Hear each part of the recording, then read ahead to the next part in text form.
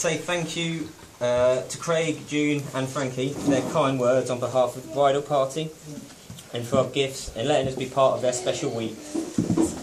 When asked to be Craig's best man, I was a little unsure at first. The prospect of a stag do with some of Craig's other friends, you know who you are, was not a pleasant one for me. Once Tony, my wife, knew it was in Ibiza, she insisted I said yes.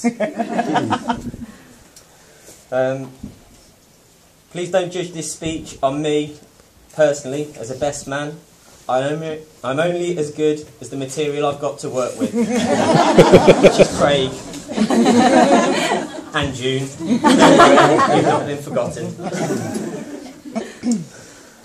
For those that don't know me, I'm Martin. I've had the pleasure and misfortune of knowing Craig for 18 years now, when we first met at high school back in 1993. We had a few classes together, and over time, Craig became particularly keen to sit next to me, especially in maths. Initially, I believed this just to be a friendship of convenience, with Craig using me for my academic skills. This was also mutually beneficial, as through Craig, I was able to get in with the cool, popular kids. Although I do use the term cool in its loosest terms, which I'm sure you all know, knowing Craig. If not, we'll appreciate it after this speech. As we grew up as part of a large group of friends, over the years, me and Craig became close and good friends. In particular, our love of food and sports, playing as part of school and clubs teams, has helped us form a strong friendship. I always remember Craig being fairly insistent on being on the opposite team to me, and put all his effort and determination in chasing, tackling and kicking me around the park. I didn't realise rounders was a contact sport. Whether it be a cup final or a kickback down the park, Craig's determination and will to win is a quality I've always admired. As we grew older, our sports have become a little more subdued. We now play a lot of golf,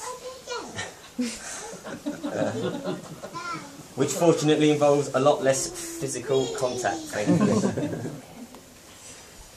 One sport Craig never managed me to persuade to play was rugby. Any sport which encourages contact is not one I would want to play with Craig. Over the years, Craig has told me on many occasions what a big hitter and skillful player he is. Who am I to disagree? Go on, Church. Although people have told me otherwise. Despite not playing rugby over the years, Craig has always been willing to share some rugby traditions with me and my friends. This generally consisted of a mixture of alcoholic drinks, all combined in one glass. Craig would happily serve this on a number of occasions, usually birthdays or any celebration, with the lads, and demand it to be down in one, you Zulu warrior. I believe he learnt these games from the bigger boys of rugby. Over the years, Craig was always a little reluctant to celebrate his birthday with the lads anywhere that served alcohol in fear of retaliation. He's the only 27-year-old I know who had a birthday at Laser Quest. True story.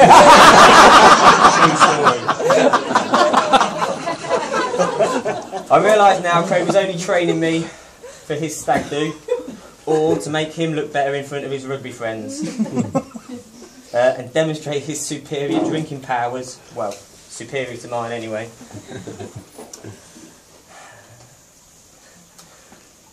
Obviously I can't reveal too much about the stag do. What goes on tour stays on tour and all that. But from a short list of over 30 friends, 18 of us headed to Leeds for a weekend of drinking, dodgeball and more drinking. As best man, it was my responsibility to ensure the safe return of the groom.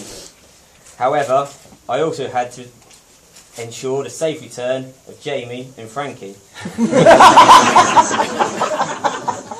Jamie has a reputation for wandering off when he's had enough, and Frankie for falling asleep in bars. I'm pleased to tell you all that all three were returned safely, although the groom did look a little worse for wear when he was lying on the toilet floor of Varsity on Sunday afternoon. As you have heard, we had one night of fancy dress with the doctors and nurses theme. As Craig's told you, you know who the nurse was. Some of the lads were of the opinion that Craig's nurse's outfit was not revealing enough. Not me. And he wouldn't be needing his boxers. The couple in the bar that evening saw more than they bargained for when they sat down. Frankie also saw more than he wanted to. For me, I've seen it all before. I'm sure I'll see it again. I already have this week when Craig decided to go skinny dipping one evening. We now have a minimum dress code for the pool, which is boxers. As best man, I believe I went above and beyond by sacrificing 2 pairs of my pants to try and save Craig's dignity. Well, as much as you can for someone in a nurse's outfit. Those pants were instantly removed with force both times.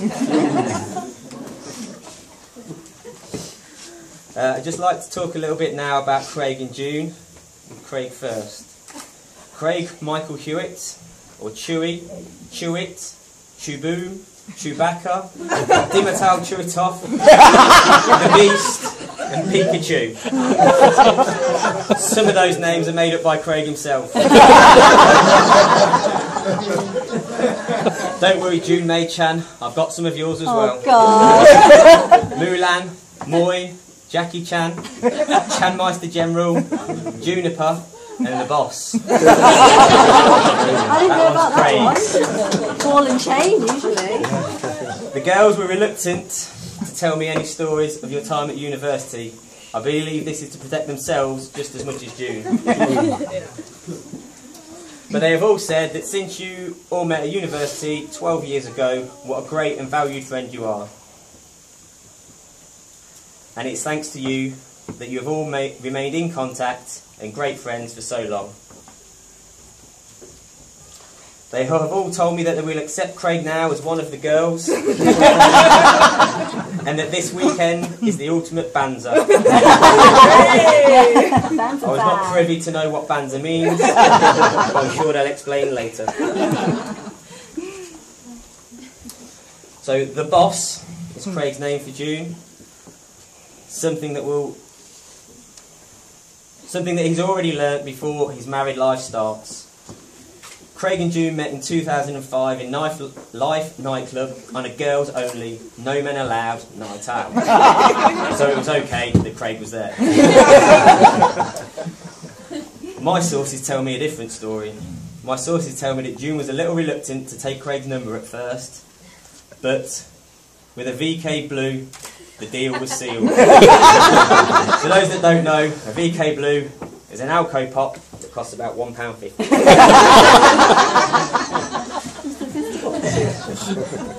After 6 months of casual dating, this was June's choice, not Craig's, they were official, and a year later moved in together and have never been happier. People ask how things change when you get married, but I can already see changes in Craig since he met June, that she has begun to mould him into the man he is today. I would also like to take some credit for this as well. His dress sense has improved since meeting June, now that June buys all of his clothes. Although I don't believe that the Little Miss Naughty dressing gown was bought for him. Don't worry, Frankie, he only wears it round the house. And I believe he wears his boxers. Sometimes. Craig has also recently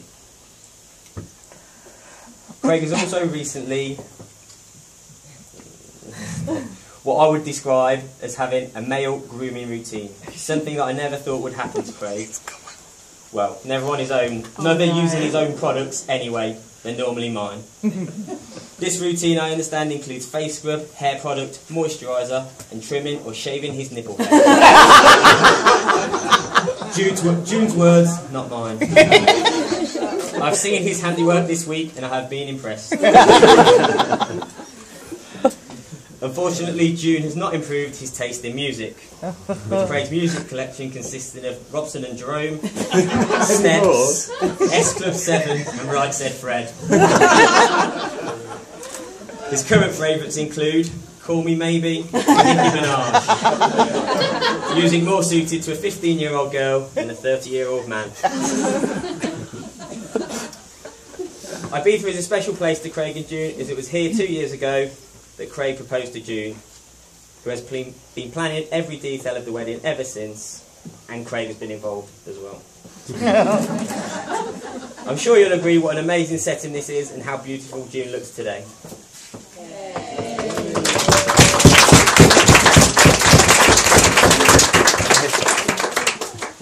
Over the years of knowing Craig and June, they have both become great friends of mine and Tony, and they both have such a large, great group of friends and family because they are such a wonderful and fun-loving couple. I would just like to take this opportunity to thank them for letting me share such a great week and a special day with them. Whilst me and Craig started off as friends with very different personalities, over the years I feel that we've brought the best out of each other, and we get more alike as time passes, which is worrying for me, but a good thing for Craig. The girls like to joke about our bromance, and Craig probably texts me more than Tony. I will warn you, no, June, he's a little needy and very high maintenance. I see Craig more as a brother more than a friend, and today I'm not losing a brother, but gaining a sister in June.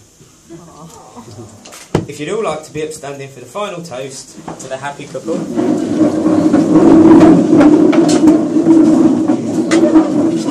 Mr. and Mrs. Hewitt. Mr. and Mrs. Hewitt.